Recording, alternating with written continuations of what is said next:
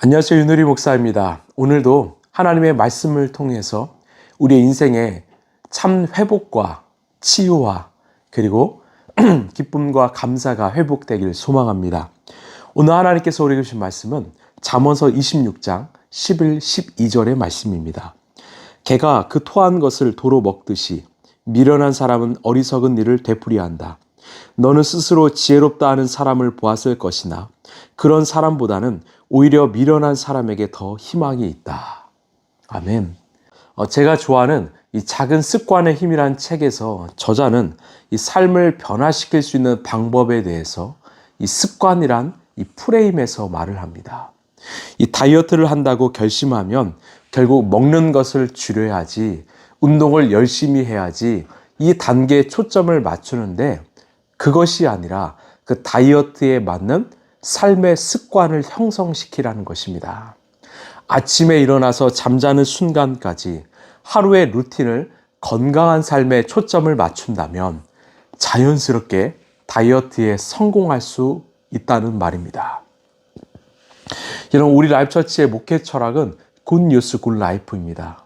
우리의 관심은 이 복음을 통해서 우리의 삶에 굿 라이프, 좋은 삶, 건강한 삶을 세워가는 것입니다. 즉, 우리의 하루 건강한 라이프 스타일을 만들어가는 것이죠. 여러분의 하루의 습관, 하루의 루틴은 어떠합니까? 아침에 일어나서 잠자리에 드는 그 순간까지 여러분 건강한 루틴을 만들어가고 계십니까? 그때 우리의 영과 혼과 육은 회복을 경험하게 될 것입니다. 이 습관이란 게 사실 딱딱하고 또 규율적인 부분도 있지만 그 틀 안에서 누리는 자유와 성취감은 참으로 큽니다. 그래서 여러분, 우리의 하루를 잘 디자인해서 하루하루 최고의 하루를 만들어 간다면 우리의 인생도 최고의 인생이 될 것입니다. 이 창세기 25장을 보면 이 아브라함이 누린 횟수는 모두 175해이다라고 말합니다. 아브라함은 175세에 하나님께 부름을 받았습니다. 그런데 우리나라의 관점에서 보면 우리의 나이는요, 1년 1년의 나이입니다. 연수가 모여서 나이가, 인생이 이루어지죠. 그러나 하나님의 계산, 이 히브리식 개념은 날들의 수가 우리의 인생이라고 말합니다. 이 개념과 관점이 참 중요한데요.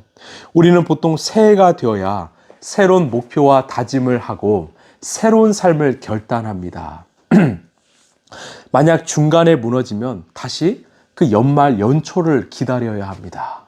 그러나 하나님 나라의 관점에서는 하루하루가 새날입니다.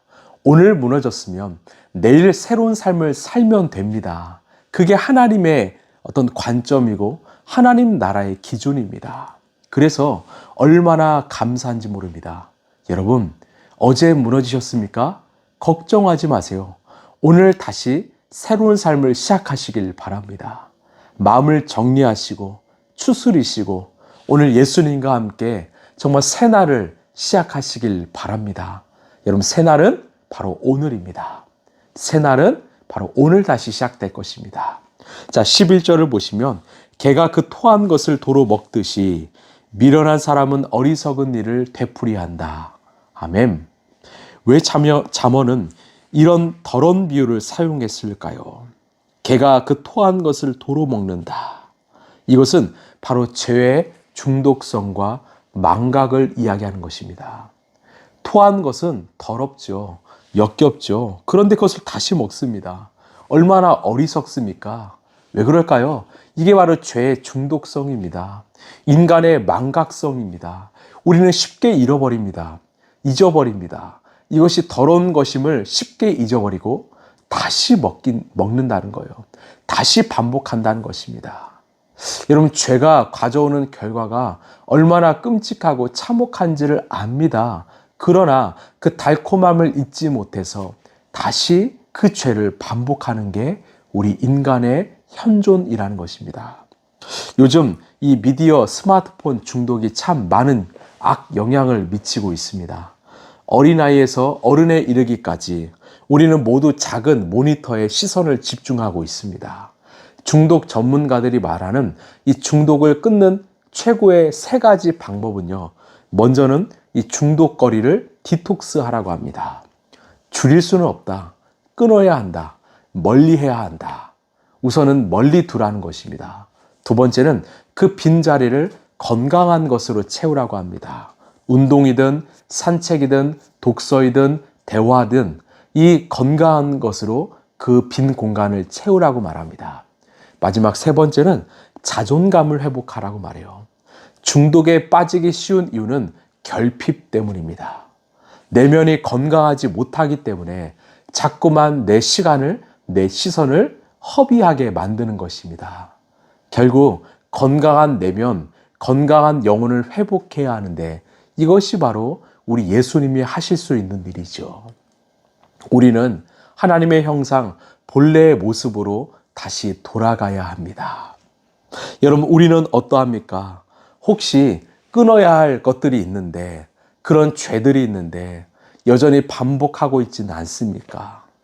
죄는 눈에 보이지 않지만 정말 토와 같이 하나님 보시기에는 참 역겨운 것입니다.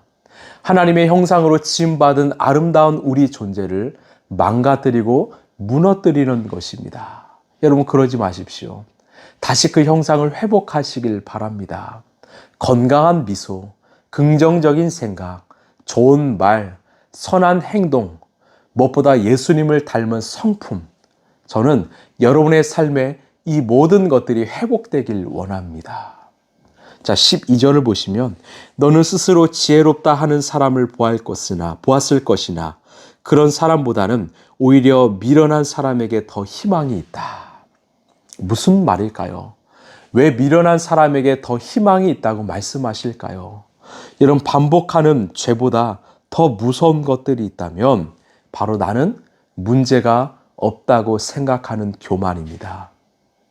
나는 왜 이럴까? 나는 왜 이렇게 연약할까? 때론 자책하며 슬퍼하는 사람에게는 변화의 가능성이 있습니다. 그러나 자기 확신, 자기 고집, 교만으로 가득 찬 사람은요, 하나님의 도움을 거절합니다. 스스로 괜찮다고 생각합니다. 결국 그 길의 끝은 무너짐, 멸망입니다. 한 운전자는 초보입니다. 천천히 갑니다. 수시로 내비를 확인합니다. 옆에서 보면 참 답답합니다. 그러나 천천히 가더라도 정확한 목적지에 도착할 수 있습니다. 반대로 한 베테랑 운전사가 있습니다. 길을 잘 안다고 생각해서 빨리 달립니다. 내비게이션은 서쪽으로 가라 하는데 자신은 동쪽을 향해서 최선을 향해 나갑니다. 결국 목적지에 도착하지 못할 것입니다. 때론 이 초신자의 신앙이 겸손할 때가 많습니다. 왜요? 천천히 물으면서 가기 때문입니다. 그러나 오랫동안 믿어왔던 신앙인들은 참 교만할 때가 많습니다. 왜요? 다 안다고 생각하기 때문입니다. 아니요. 여러분, 아는 것보다 믿는 것이 더 중요합니다. 그래서 겸손하시고 또 겸손하시길 바랍니다.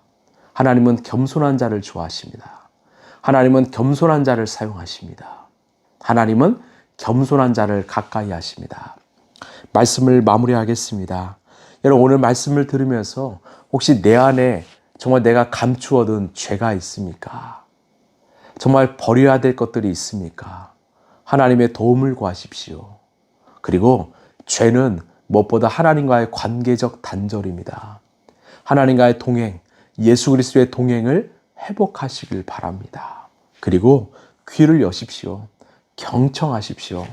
하나님은 정말 겸손한 자를 가까이 하십니다.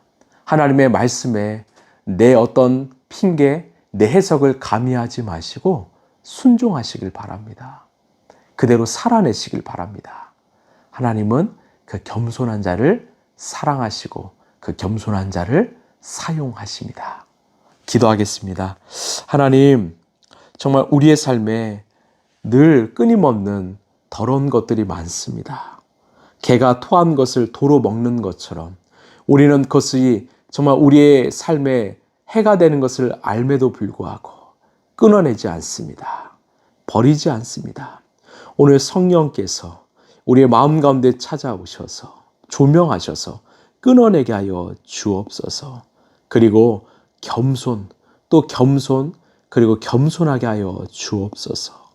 늘 주님 앞에서 낮은 자로 늘 경청하고 또 순종하고 또 살아내는 겸손의 사람들 되게 하여 주옵소서. 사랑이 많으신 예수님 이름으로 기도하옵나이다. 아멘. 여러분, 우리는 하나님의 형상입니다. 우리의 인생은 정말 하나님의 것이죠. 하나님의 성전이지요. 그래서 이 성전을 아름답게 가꿔가고 또 아름답게 만들어가길 원합니다.